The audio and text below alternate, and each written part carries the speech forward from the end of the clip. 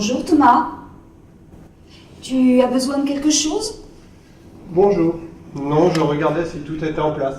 Et alors, tout est comme tu nous l'as demandé? Tu es la première à arriver? Non, non, les autres sont là, ils arrivent.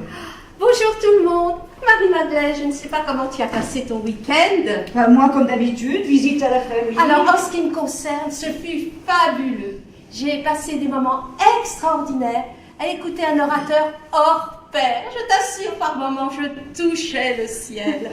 Bah, redescends un peu sur terre, s'il te plaît. Alors, et toi? Moi, comme Ah d'habitude. ben, je t'ai pas dit. J'en ai oublié de faire le ménage, le passage, tout le reste. Mais qu'importe, je ne regrette rien. Moi, comme d'habitude, visite à la famille, aux amis. Bonjour tout le monde. Bonjour. Bah et moi j'en fais pas partie. De quoi? Bah de tes amis. Puisque tu n'es même pas venu me voir. Si tu veux continuer à faire partie des miens, arrive à l'heure. Écoute Thomas, on s'est vu toute la semaine dernière avec les autres, alors tu comprendras que... Oh, je disais ça pour rire. Hein. Et toi Paul, tout va bien? Tout se passe comme tu veux? À mon avis, on est tous fin prêts pour l'ouverture. Si tu le dis, Thomas, je te fais confiance. Où est Marthe? Ah, la voilà. Bon, programme d'aujourd'hui. Marie-Madeleine, prise de rendez-vous et organisation. Marie, tu t'occupes des dossiers qui sont là. Et toi, Thomas, les entretiens dans ton bureau. Et toi, Marthe, en dehors de l'intendance, si tu pouvais commencer à accueillir les premiers postulants et... Eh ben oui, il manque quelqu'un. Bah oui, Luc. Pince d'oreiller. Je suis là depuis une heure déjà. Bonjour tout le monde. Bonjour Toubib. Bonjour Toubib. Alors, t'es déjà dit dans tes analyses? Il manque encore quelqu'un. Mais non, Lazare est déjà au boulot, lui. À ce propos, j'aurais 2 mots à te dire, Marie. Bon, je suis désolé, mais j'ai 2 démarches à faire, je vous laisse la boutique. Tu fais rien pour attendre. Paul, tu veux un café? Non, non, merci, je me sauve. Tu viens, Luc? Et toi, Marie-Madeleine? Ah oui, moi je veux bien, oui. Merci.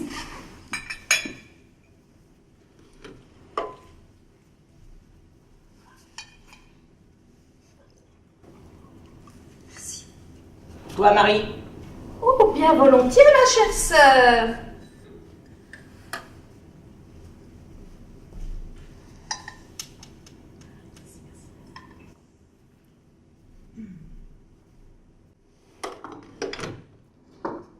Bah et moi, ceinture? Bah, et toi? Pourquoi toi? T'en vois combien? Je sais pas. Tu les comptes maintenant?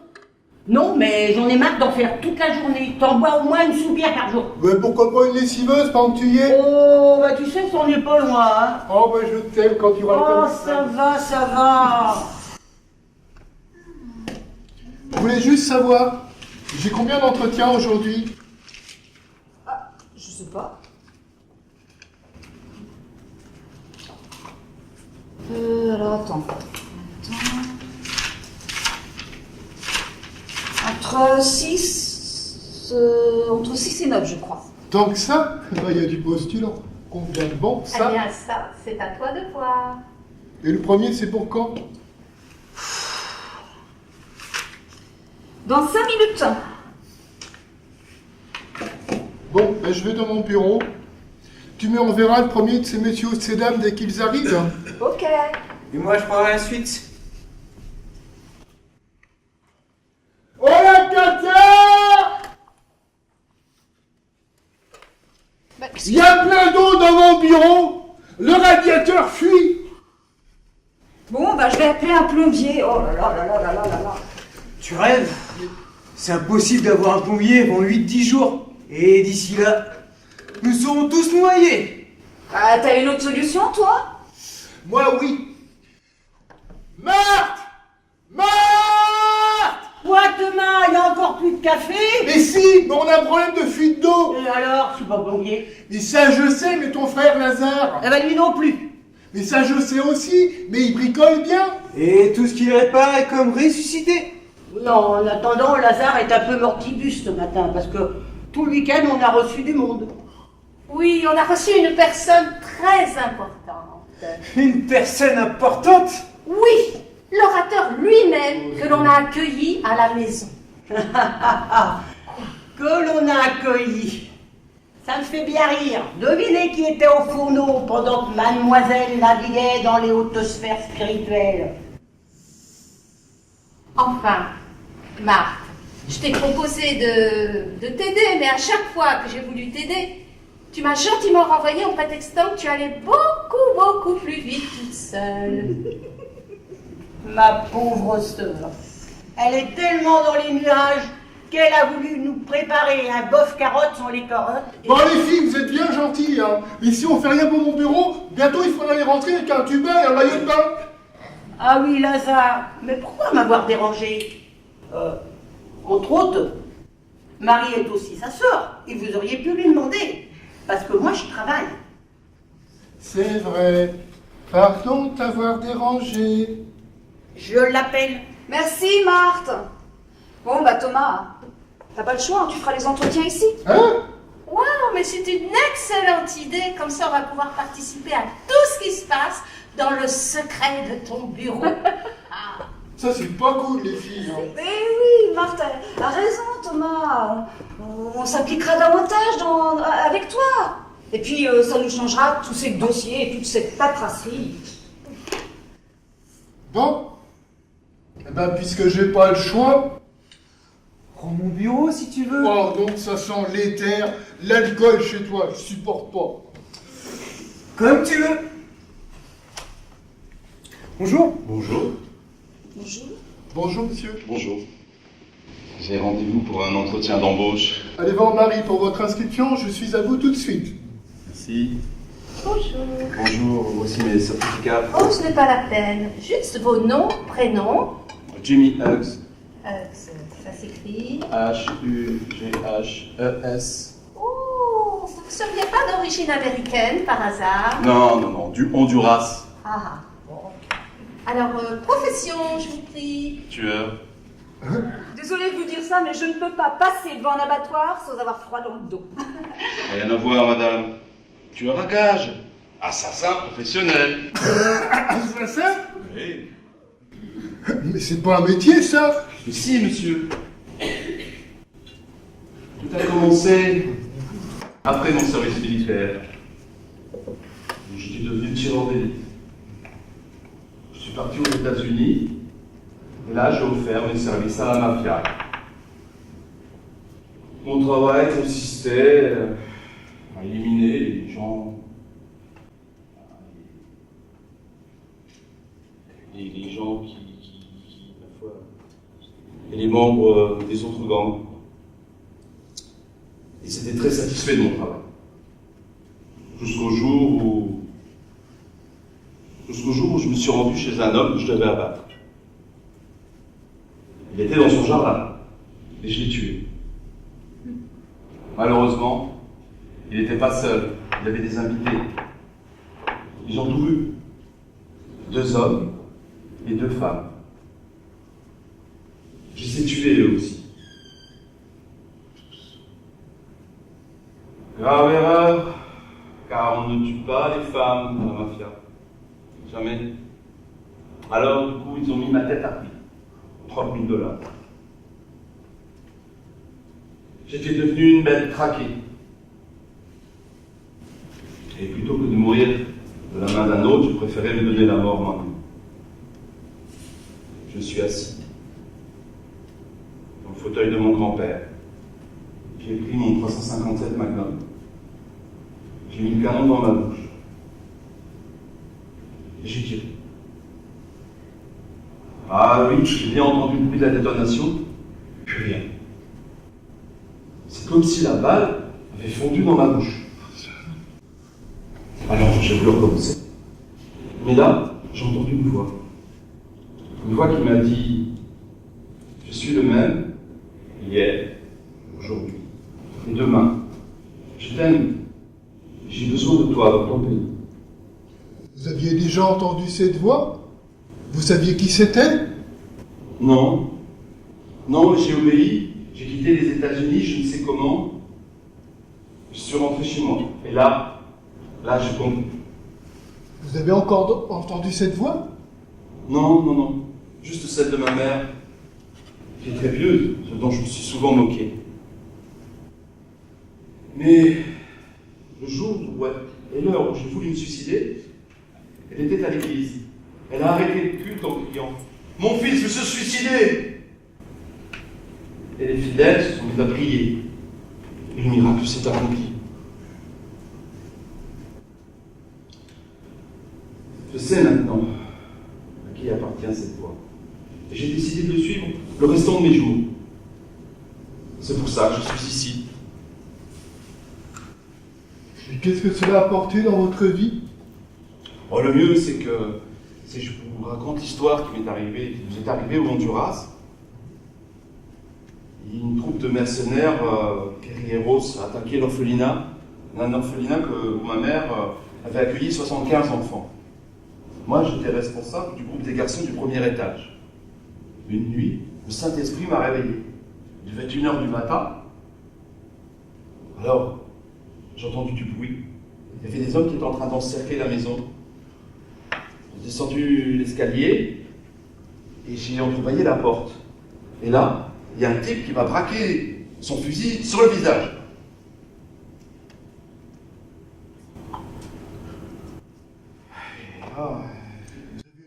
Vous avez dû avoir drôlement peur? Oui, surtout que ses yeux étincelaient de haine et de violence. Il me disait qu'ils étaient de la police et ils voulaient rentrer. Que je leur ouvre la porte. Qu'est-ce qui s'est passé ensuite? J'ai refermé brutalement la porte sur eux. Et puis j'ai réveillé toute la maison. Je leur demandais de prier parce que ces hommes étaient venus pour nous tuer et violer les femmes, tout emporter. Pendant ce temps-là, ils essayaient d'enfoncer la porte avec un gros tronc d'arbre. Elle ne tenait qu'avec un petit loquet. Seulement par un petit loquet? Vous deviez être complètement désemparé? Complètement paniqué. J'ai juste eu le temps de voir des anges de haute taille qui maintenaient la porte fermée. Et là, je me suis dit qu'il fallait que je remonte dans ma chambre pour chercher une arme. Et le Seigneur m'a dit, je me bats pour vous. Si je suis avec toi, qui sera contre toi? Ah, vous entendez toujours la voix? Oui, elle ne me quitte jamais. Alors j'ai pris un enfant dans mes bras, je le montrais au Seigneur en lui criant, je te donne ma vie, je t'offre mon sang. Si tu me promets de laisser la vie sauve à ces enfants et que les femmes ne seront pas violées, je suis prêt à me livrer à ces hommes. Fais qu'ils se contentent de verser mon sang. Eh ben dis donc, vous avez le sens du sacrifice, vous. Qu'est-ce qui s'est passé après? La maison étant en bois, ils ont commencé à tirer. Il y avait des balles qui passaient partout. Et là, un jeune enfant, un ado en fait, a été touché à la jambe et en se relevant, en fait, la balle est tombée de son pantalon. Il n'y avait pas une égratignure, pas un os brisé. Mais c'est incroyable cette histoire. Oui, le Seigneur veille sur ceux qui marchent avec lui. Il a dit, pour vous, j'ai donné ordre à mes anges. Et cette nuit-là, il a envoyé ses anges pour protéger l'orphelinat. Il dit toujours ce qu'il fait, et il fait toujours ce qu'il dit. En tout cas, vous, on peut dire que vous avez frappé à la bonne porte. Oui, alors. Alors que dois-je faire? Que me faut-il Rien. Comment ça, rien? Si Thomas vous le dit, c'est qu'il a de bonnes raisons. Aussi, je vais vous demander d'attendre dans la salle à côté. D'accord? Il y a vraiment Tout ce qu'il faut. Café, thé, chocolat, gâteau, télévision. Et si vous avez besoin, Vous appelez ah, tiens. Lazare sera là d'une minute à l'autre. Je te conseille d'aller lui dire de se reposer après. À vos ordres, mon capitaine. Eh ben dis donc, ça c'est du premier choix. Oh, Thomas, tu as de ces expressions. Bonjour vous tous. Bonjour. Il est où le problème? Dans mon bureau, le radiateur fume. C'est comme si c'était fait.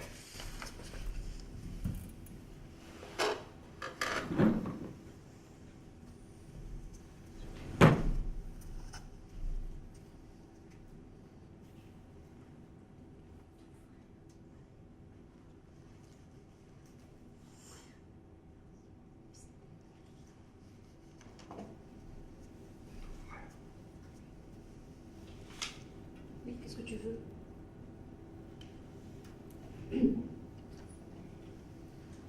Et ton frère n'a pas l'air si mortibus que ça, en fait. Oh, tu sais, ma sœur exagère toujours. Au fait, Marie-Madeleine, comment Paul t'a-t-il recruté? On connaît la profession de Luc, le témoignage de Thomas, le mien. Mais toi, que faisais-tu avant? C'est vrai, tu ne nous as jamais raconté ta vie. Je n'en parle qu'aux personnes qui ont besoin de m'entendre. Un point, c'est tout. Aurais-tu par hasard quelque chose à nous cacher? Non, non, mais je ne vois pas l'utilité d'en parler maintenant. Voilà. Mais tu te méfies de nous? Merci pour la confiance. Mais non, c'est pas ça, Thomas. Mais ce n'est ni l'endroit, ni le moment. Tiens, voilà du monde. Bonjour. Bonjour. Il faudra qu'on en parle tous les deux. D'accord. Tu vas pas t'en tirer comme ça. D'accord. Bonjour. Ah, excusez-moi, j'ai dû me tromper d'endroit. Non, si notre agence de recrutement est un petit peu particulière, mais si vous êtes arrivé jusqu'ici, ce n'est pas par hasard. Je me suis sentie comme poussée à venir ici. Donc, Oui. C'est bien ce que je disais, vous êtes au bon endroit. Allez voir Marie pour votre inscription. merci. Alors, vos nom, prénom? Alors, Viviane Libaud, L-I-B-O-T. Profession? Commerciale. Oui, commercial. Mais dans quelle branche? Oh, disons que c'est assez récent que je suis dans cette branche. Oui, mais alors avant vous faisiez quoi? Eh bien, c'est que... C'est réparé, mais il faut que ça sèche. Merci, ça c'est du dépannage rapide. Hein. Y a pas de quoi. Excusez-moi. Oui. Vous disiez? Avant d'être commerciale? Oui. Thomas, Oui. dehors. Comment? Tu sors. Mais enfin, c'est moi qui fais passer les entretiens. Oui, mais celui-ci, c'est moi. Mais enfin. Thomas. Bon, ben. Ok.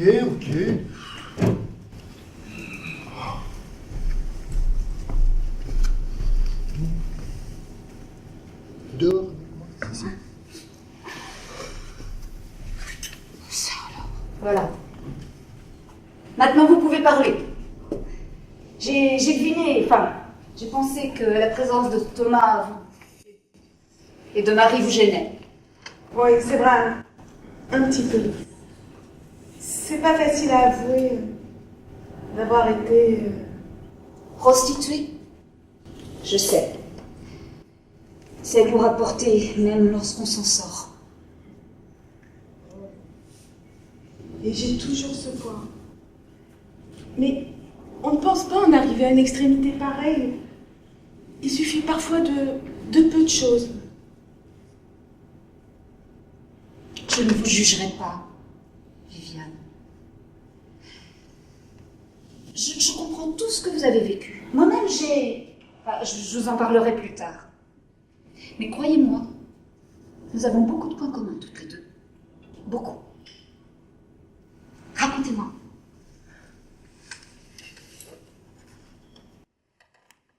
J'étais jeune, puis il était beau, très riche, le coup de foudre quoi. Je pensais que c'était réciproque. D'ailleurs au début, tout était beau, tout était rose, c'était les voyages, les restaurants, les cadeaux. Je m'étais bien rendu compte qu'il fréquentait des gens un peu truands.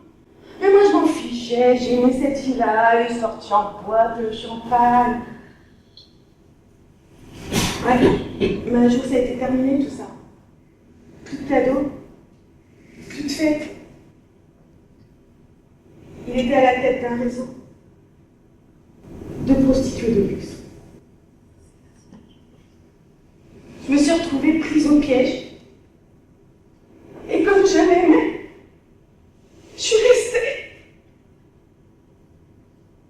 Petit à petit, je suis tombée dans cette affaire. Je savais plus comment m'en sortir. Un soir, on m'a annoncé disparition tragique.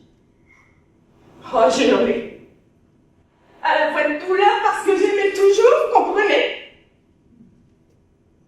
Et en même temps de joie, parce que j'ai compris que mon calvaire allait prendre fin. Après ça, j'ai voulu changer de vie. Mais dans tous les métiers que j'exerçais, j'avais qu'une seule crainte, c'est qu'on devine mon ancien parcours. Et du coup, dès qu'on s'intéressait un petit peu trop à moi, eh bien, je fuyais. Difficile à gérer cette angoisse, hein? Oui. C'est plus qu'une angoisse, c'est une obsession. Je vis toujours avec cette honte. Dans mon dernier emploi de commercial, j'ai rencontré comme vous une femme qui a tout de suite tout compris. Le premier réflexe, et là j'ai voulu m'enfuir. Et là, elle m'a pris dans ses bras et elle m'a dit, tu es ma petite sœur. Je t'aime.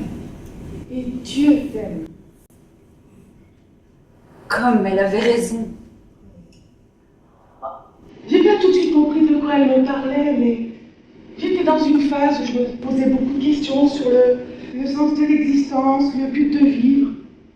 Et les mots de cette femme m'ont profondément touchée. Quand son mari, qui est pasteur, est rentré, ils m'ont parlé de la vie de Jésus, de son amour, de sa mort pour moi, et de son pardon. Alors là, toutes les craintes se sont envolées. C'est comme si mon passé s'était retrouvé effacé. Et c'est ainsi que tu t'es retrouvée devant notre porte pour transmettre à ton tour ce merveilleux message. Oui, mais je sais pas si j'en suis capable. Mais moi, je sais que tu en es capable. Ouais, mais... Je suis désolée, mais je vais devoir arrêter là. Nous attendons quelqu'un d'autre, d'accord? Oui, je comprends, mais... Chut!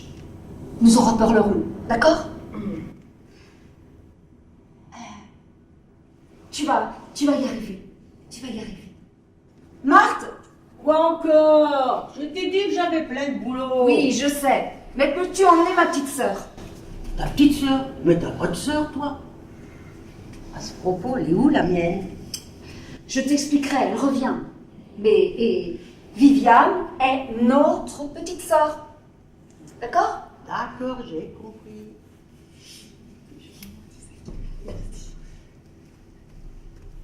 Marthe, Quoi? j'insiste. Sois gentil avec elle. Et si tu vois Thomas, dis-lui de revenir, d'accord? Thomas? Il est dans le couloir, il fait l'asperge. Dis non, il est fâché. Mais non, je t'expliquerai. Allez, va.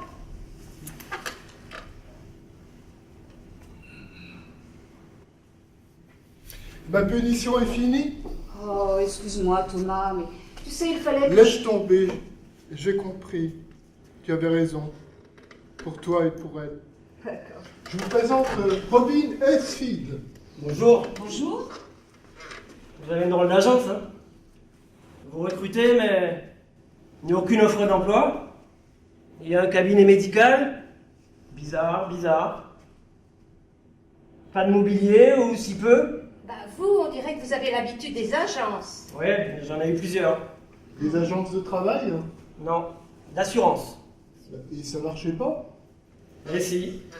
Et même très bien.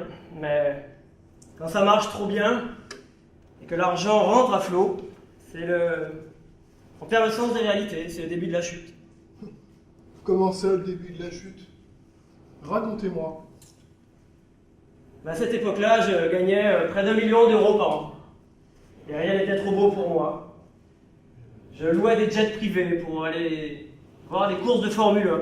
C'était ma passion. Et j'étais reçu dans les carrés VIP. J'invitais mes amis dans les meilleurs restaurants, les meilleurs vins, les champagnes. Et je ne comptais plus les conquêtes. Avec l'argent, on achète presque tout. Je n'avais aucune considération pour ma femme qui souffrait de tout cela en silence. Et puis j'ai eu besoin encore d'autres sensations fortes. Et j'ai commencé à prendre de la cocaïne. Un peu au début, et puis de plus en plus. Jusqu'à 40 000 euros de drogue par an. Et je ne vivais que pour ça. Et mes affaires s'en sont ressenties, évidemment. Je n'ai même pas vu que mon comptable avait détourné une somme colossale. Et ce fut la ruine. Et j'ai dû tout revendre, les propriétés, les voitures de sport et tout. Et nous nous sommes retrouvés dans une petite maison à la campagne. Mais tout l'argent que je regagnais partait dans la drogue. Et que pensait votre femme de tout ça? On fichait ma femme, je ne vivais que pour la cocaïne. Et puis un soir où j'avais mélangé drogue et alcool, j'ai compris que je m'en tirerais pas. Et j'ai pris la décision d'en finir, de me tirer une balle de revolver. Mais quelque chose m'en a empêché. J'étais peut-être trop défoncé. Alors je me suis réfugié dans une église, pensant faire une sorte de deal avec Dieu. Dans le genre, Dieu, si tu me sors de cet enfer, je veux bien faire partie de ton équipe, mais à mes conditions. Et là, j'ai entendu clairement une voix audible qui répondait sans condition. Vous aussi, vous avez entendu une voix? Mais sur le moment, je pensais que c'était le pasteur qui s'était caché et qui avait utilisé sa sono. Mais non. Il n'y avait personne.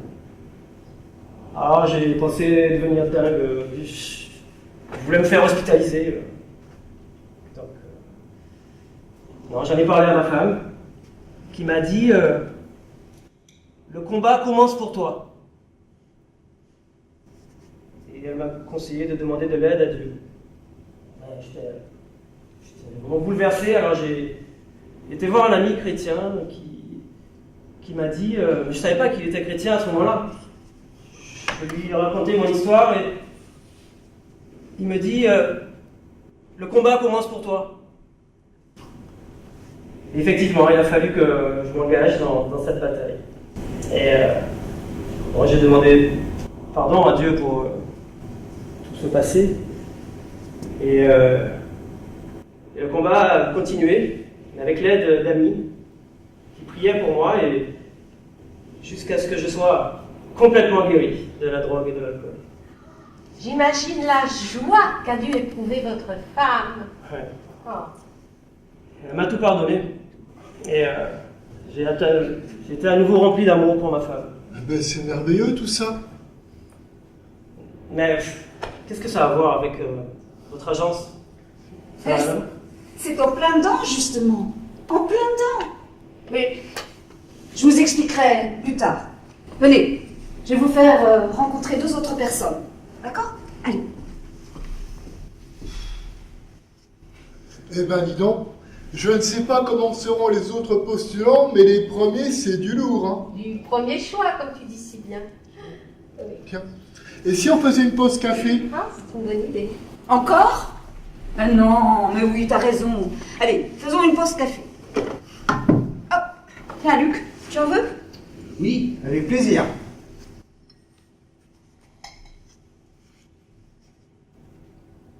Voilà. Merci.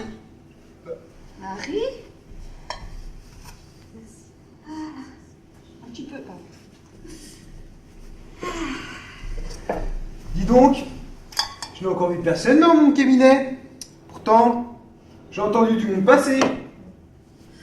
Écoute, honnêtement, je ne pense pas que ceux qui soient venus ici aient besoin d'une visite médicale. Non, c'est pas possible. Excusez-moi, mais je ne comprends toujours pas pourquoi Paul a voulu engager un médecin dans notre agence. Pour moi, c'est un mystère. Je n'en sais rien non plus. Mais s'il l'a fait, c'est sûrement pour une bonne raison. Laquelle, on verra. Quoi encore? Tu veux venir prendre un café avec nous? Je ne bois pas de café, je ne prends que du thé. Mais c'est gentil quand même. Au fait, tout se passe bien dans la salle? On ne peut mieux, tout va bien. Et ici, ça va parce que Lazare est encore là. Oui, oui, oui. Merci, Marthe. Tout va bien. Ok, finissez votre café parce qu'il y a du monde à la porte. Rentrez, rentrez. Merci. Bonjour, messieurs, dames. Bonjour. Je vous dérange en pleine pause? Non, non, non, non, ce n'est rien, ce n'est rien. Voulez-vous un café? Non, merci. Par contre, je voudrais me laver les mains, s'il vous plaît. Oui, pas de problème. C'est dans le couloir, ça sera sur la gauche. Merci.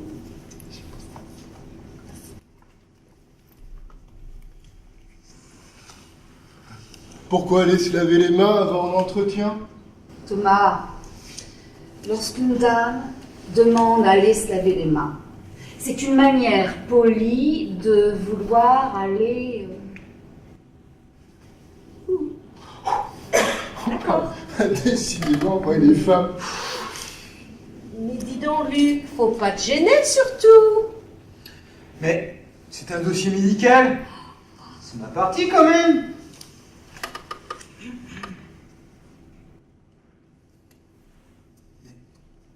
C'est pas possible. Elle ne devrait pas...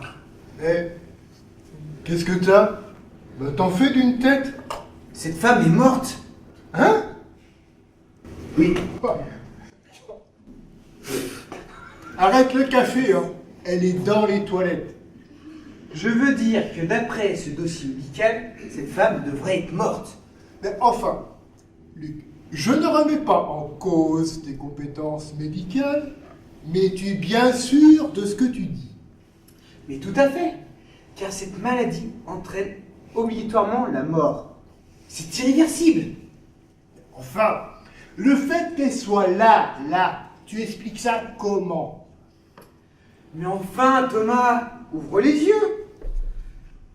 Comment t'appelles ça? Bah, je sais pas, moi, de la chance.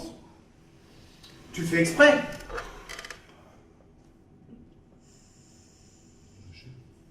C'est quand même pas... Bah, vas-y, dis-le.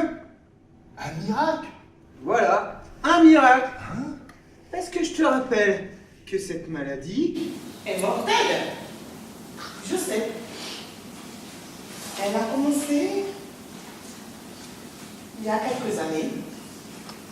Au début, c'était pas grand-chose. J'avais parfois quelques difficultés à marcher et tenir des objets. Je savais bien qu'il se passait bien quelque chose en moi. Mais quoi? Comme les symptômes empiraient, j'ai été hospitalisée. Et là, les médecins m'ont dit que mes muscles dégénéraient d'une manière irréversible et que les uns après les autres, ils cesseraient leur fonction. Quelques jours plus tard, je ne pouvais plus manger. J'ai perdu l'usage de mes jambes aussi. Et j'étais nourrie par sonde. Ouais. Ce qui me donnait du courage, c'est que j'arrivais un petit peu à tenir ma Bible. Je priais pour les autres malades, pour mon mari, mes enfants, et un petit peu pour moi. Par la suite, les médecins ont décidé donc de me renvoyer chez moi, après avoir essayé tous les traitements. Eh bien, pour y mourir chez moi, auprès de moi. En attendant que le cœur se dégénère aussi. Tout à fait. Mais arrivé chez nous, j'ai vu mon fils aîné qui s'apprêtait pour se rendre à une réunion de chrétiens. À quelques kilomètres, plus de 200 kilomètres de chez nous. J'ai insisté pour le suivre, malgré mon état. Et j'y suis allée, aux grandes dames de mon mari, avec un message que j'avais reçu sur le cœur. Si tu crois, tu verras la gloire de Dieu. Arrivé à cette réunion, il y avait plein de gens qui chantaient et dansaient et priaient. Alors, mon fils a poussé mon fauteuil devant un monsieur. Et ce dernier me dit, crois-tu que Jésus peut te guérir aujourd'hui? J'ai dit oui. Il m'a encore posé une autre question. Voudrais-tu lui donner ta vie? Et j'ai répondu oui. Et aussitôt, j'ai senti comme une main qui me poussait violemment dans le dos et je me suis retrouvée debout. Et j'ai pu marcher et courir tout autour de la salle. Alors, Ça doit être merveilleux. oui. Et sur le chemin de l'eau, j'ai dit à mon fils, j'ai faim. Arrivé au restaurant, j'ai pu manger, mais toute seule, sans difficulté, un énorme steak frites. Et avant de repartir, j'ai pu aller aux toilettes et j'y suis allée toute seule. Ça n'aide personne. Et c'est sur cette toilette que je me suis réellement rendu compte que j'étais complètement guérie. Drôle d'endroit. Et oui, mais quel bonheur. Oh, comme je vous comprends. Écoutez, nous allons provisoirement vous garder avec nous. D'accord. Pas longtemps, rassurez-vous. Très bien, merci. Marthe, Elle est folle, là. Oh, mais arrête, c'est pas drôle du tout. Oh, ben je blaguais, bien sûr. Oui, je sais, j'emmène la dame avec les autres. Et je prends un jeu de cartes. Pourquoi un jeu de cartes? Ouais, ils sont quatre. Ils peuvent faire une bolotte, tiens. Marthe, voyons, mais c'est... Ben, je rigolais, bien sûr. J'ai préparé un gâteau au chocolat. Ah, c'est gentil. Bah, et nous Vous, jamais pendant le service. Et toc.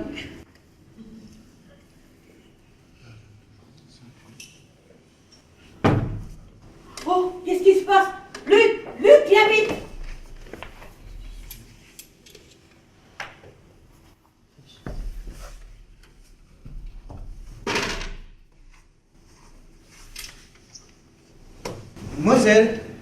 Mademoiselle.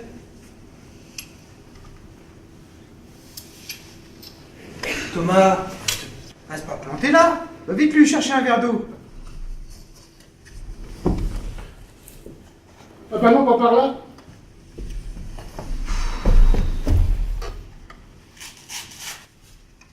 J'ai entendu un grand boom.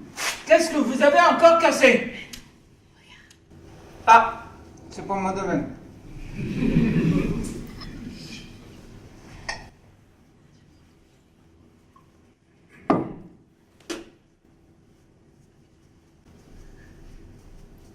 Tenez.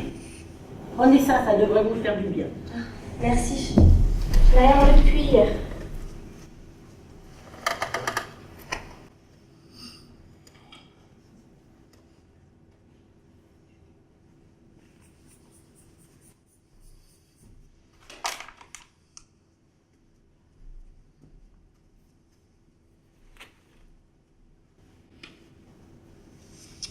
Huit 3. C'est vraiment bas comme tension. Vous prenez un traitement? Peut-être quelques substances? Un peu de... Non. Je viens d'arriver dans cette ville et je cherche mon frère depuis ce matin. C'est tout. Votre frère? Vous aviez rendez-vous quelque part? Oui, mais je me suis complètement perdue. D'ailleurs, je suis où là, au juste? Dans une agence de recrutement. un peu particulière. Oui, ben, va droit au but. Ici, on témoigne de ce que Dieu a fait dans notre vie. Dieu. Bah ça, Pas rien alors, hein? Mon frère tenait justement à me voir pour en parler. Alors vous êtes au bon endroit. Peut-on vous aider? Bon bah là où j'en suis, de toute façon, j'ai plus grand chose à perdre. C'est si difficile ce qui vous arrive? La notion de difficile, de gravité me paraît un peu floue. Je n'ai pas vraiment souvenir qu'il me soit arrivé des choses joyeuses jusque-là.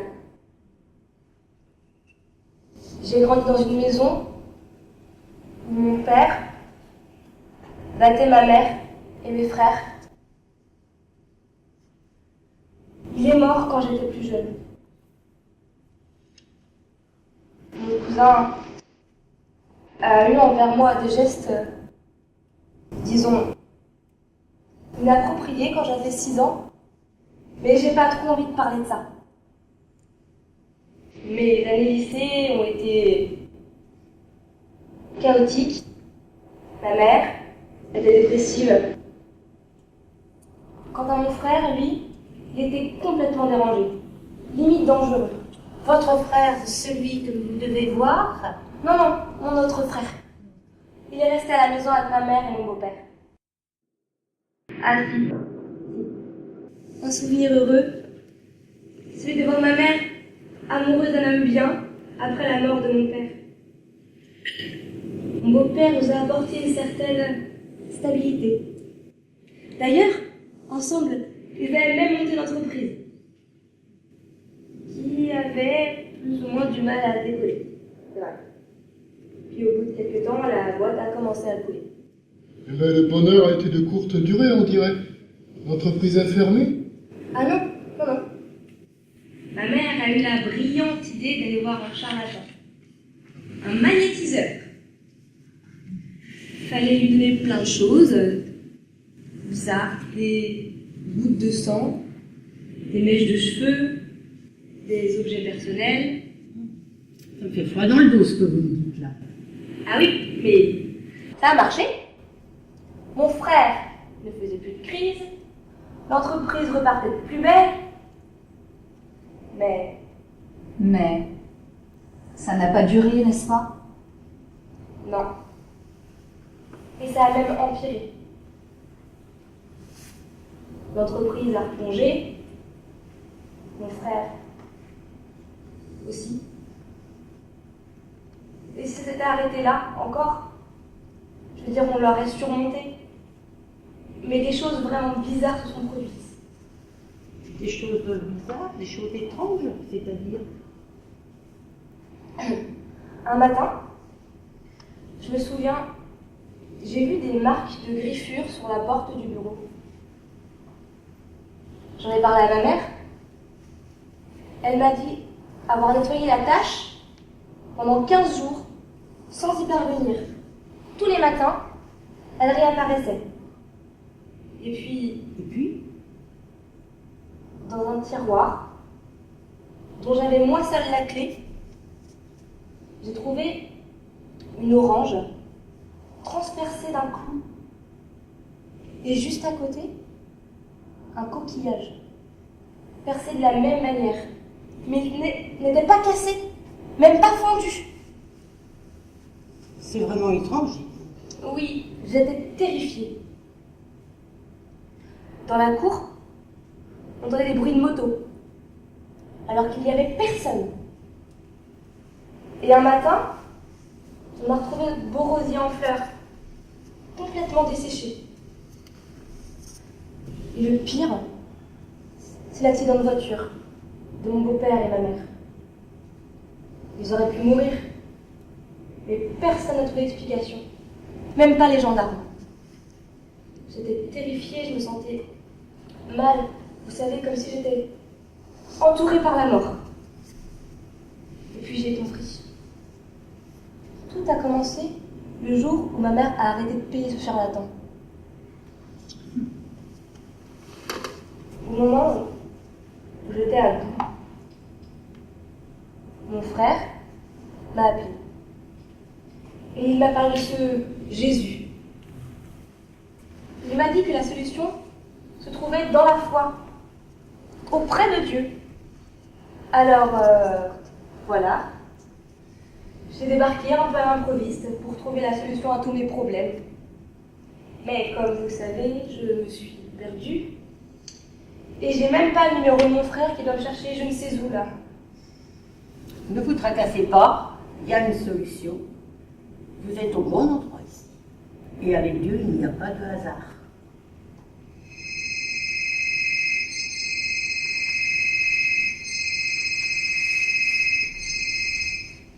Allô? Raphaël, c'est toi? Je suis désolée, je me suis perdue, j'ai marché, puis j'ai fait un malaise. Non, t'inquiète pas. Tout va bien, on s'est bien occupé de moi ici. Où je suis? À VoxDI Recrutement. VoxDI Recrutement. Tu sais, c'est drôle. Il croit comme toi en ce Dieu dont tu m'as parlé. Tu connais? D'accord, t'arrives. À tout de suite, grand frère. Raphaël arrive, il vient me chercher. Ah, ben voilà. Vous voyez qu'avec Dieu, il n'y a pas de hasard. Venez, nous allons l'attendre. Prenez soin de vous, on se reverra sûrement. Merci. Au revoir. Au revoir. Oh, mademoiselle, vous avez oublié votre sac.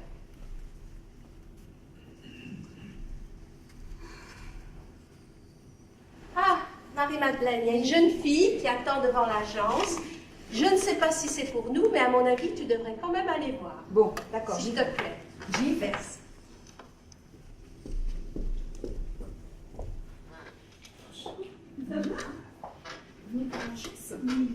Rentrez. Mais si, c'était bien pour nous.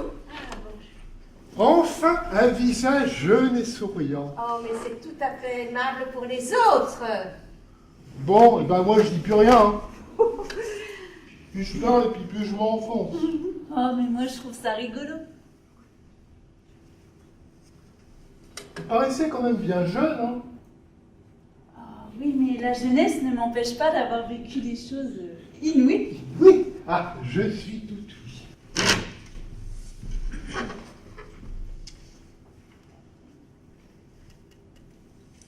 Vous aimez les voyages? Et ces écussons là, c'est pour faire bon? Oh, mais vous avez été à l'île Maurice? Oui, je suis passionnée de voyage. Je suis partie en vacances à l'île Maurice. Je vous conseille. Hein. Là-bas, la nature était luxuriante, la mer magnifique. Ah, et puis un soir, je suis partie avec un jeune pêcheur pour me baigner dans le lagon. Alors, l'eau était chaude et transparente, il y avait plein de poissons de toute beauté. Et à un moment, j'ai tendu mon bras pour toucher ce qui me semblait être un calmar. Et c'était vraiment bizarre. Ça me glissait entre les doigts. J'avais jamais rien vu de tel.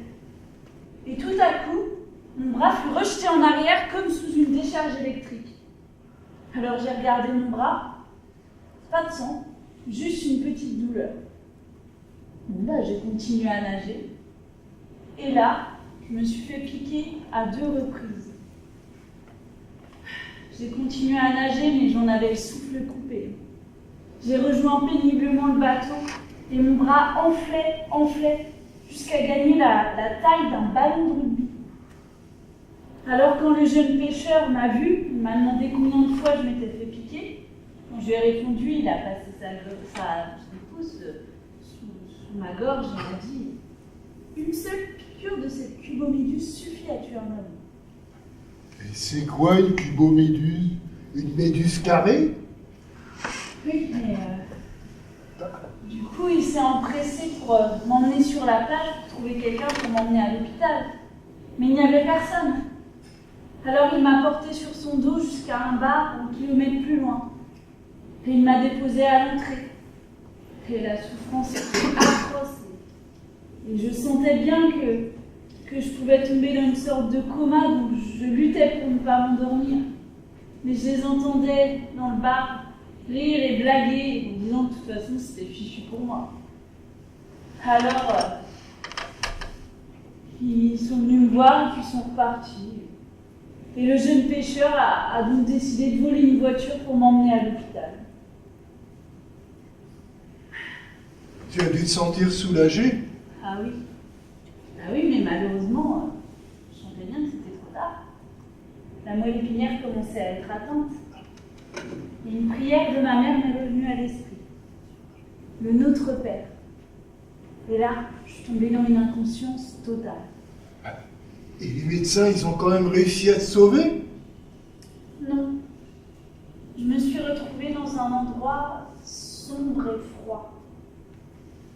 Et une lumière rayonnante commença à apparaître.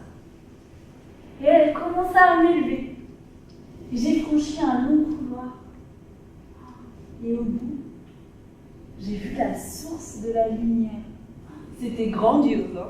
C'était plein de paix, de joie. Oh, mais je croyais être dans un rêve, moi. Mais je voyais mon corps sans vie sur le lit d'hôpital. Et puis, un homme dont le visage et les vêtements baignaient dans la lumière. Et puis il a tendu les bras vers moi. Une vague d'amour a déferlé sur moi. Et il m'a montré un paysage qui n'existe pas sur cette terre. Et il m'a dit, veux-tu rester? Alors moi, j'étais prête à dire adieu, mon cruel. Mais bon, j'ai vu ma mère qui priait pour moi. Et j'ai dit non. Je veux retourner. Comment dois-je faire? Il m'a dit, d'accord, laisse-moi le faire. Quand tu seras en bas, ouvre un œil, mais avant, regarde. Et devant le paysage, une phrase s'est inscrite. Dieu est lumière et en lui, pas de ténèbres. Et là, j'ai su que j'étais en sa présence. Oh la vache! Et ouais. Alors, je suis redescendue, j'ai réintégré mon corps et j'ai ouvert un œil. Et là, j'ai aperçu un homme, un infirmier, qui me tenait la jambe en faisant ma toilette mortuaire. Alors, quand il a vu mon œil s'ouvrir, il a poussé un cri terrible et est resté tétanisé en tenant ma jambe. J'espère qu'il n'était pas cardiaque. Ah non, mais à son cri, médecin et infirmière sont accourus. Alors j'ai ouvert l'autre œil. Et là, une infirmière s'est évanouie. Et c'est seulement là que j'ai appris que j'étais déclarée morte depuis un quart d'heure. Et à la surprise de tous, le lendemain, je suis sortie de l'hôpital complètement guérie. Ça, c'est le bouquet final. Thomas. C'est vrai, quoi. Je l'emmène dans la salle aussi. Ben oui. Eh ben non. Vous êtes mignons, vous. Ils vont attendre combien de temps là-dedans? Et qui va s'en occuper? C'est encore Bibi, hein? Oui. Et qu'est-ce que vous en faites après? Faut peut-être aussi que je les nourrisse. Eh ben, je vous préviens, c'est un peu tard pour le pot-au-feu ou le bœuf mironton, tontaine et tonton. Et Thomas, Marthe a raison, écoute, on a ouvert l'agence ce matin, on a reçu 6 personnes ce matin et d'autres cet après-midi. Écoute, on va où? On fait quoi? Moi, je sais plus non plus, hein. Vous me faites penser aux jeunes pêcheurs dans le lagon. C'est-à-dire? Vous ramez. Ben, c'est malin. C'est vrai, Thomas. Bon, écoutez, moi, j'y peux rien, hein. Paul nous dit ouvrez l'agence, toi tu vas là, toi tu fais ceci, toi tu fais cela, et monsieur s'en va, et débrouille-toi avec le bébé. Chapeau, bien le patron. Oh, arrête de grogner, réfléchis un peu. Mais je fais que ça et j'en ai mal à la tête.